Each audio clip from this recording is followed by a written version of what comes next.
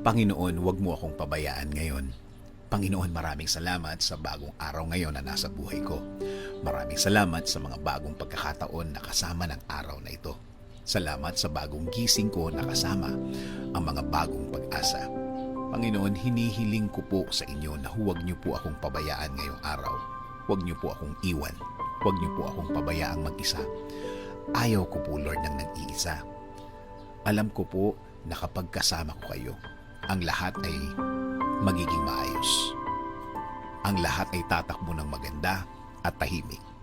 Ang isang araw na kasama kayo, Lord, ay isang araw na nasa tama ang lahat.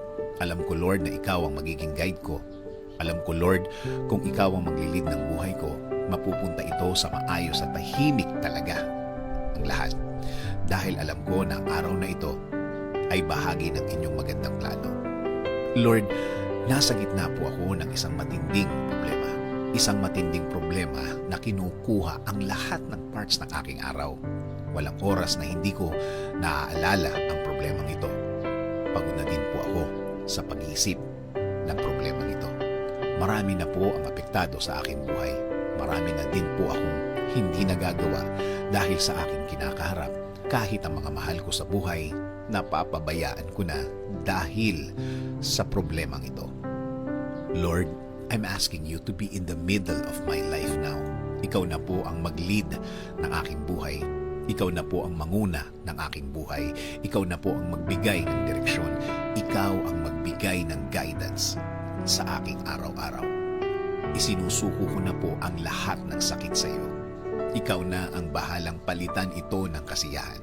Yes, Lord. Change it to happiness. Change it to happy situation, Lord. Lagyan mo ng joy ang aking buhay. Baguhin niyo po ang aking araw-araw ngayon. Yes, Lord. Kasama na ang mga araw na parating, mga linggo, buwan ng aking buhay. Sawa na din po ako sa aking sitwasyon, Panginoon. Inaamin ko sa iyo, Lord, na ang sarili ko na naman ang aking inasahan. Sarili ko na naman ang inasahan ko pagdating sa kasagutan sa aking problema. Alam ko, Lord, na natulungan mo na ako dati. At patawad, Lord, dahil nakalimutan ko na ito.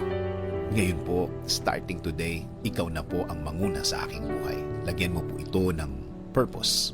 Ibalik mo po ang pakiramdam ko nung una kitang nakilala, Lord. Ibalik mo po ulit ang saya ng aking buhay na ikaw lang, Panginoon, ang aking inaasahan.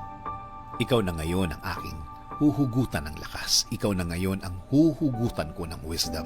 Sa iyo na ako laging magpo-focus, Lord. Ayusin mo ang aking buhay para sa akin at para sa aking mga mahal sa buhay. In Jesus' name I pray. Amen. Sabi nga sa Isaiah 41:10, "So do not fear, for I am with you. Do not be dismayed, for I am your God. I will strengthen you and help you. I will uphold you with my righteous right hand."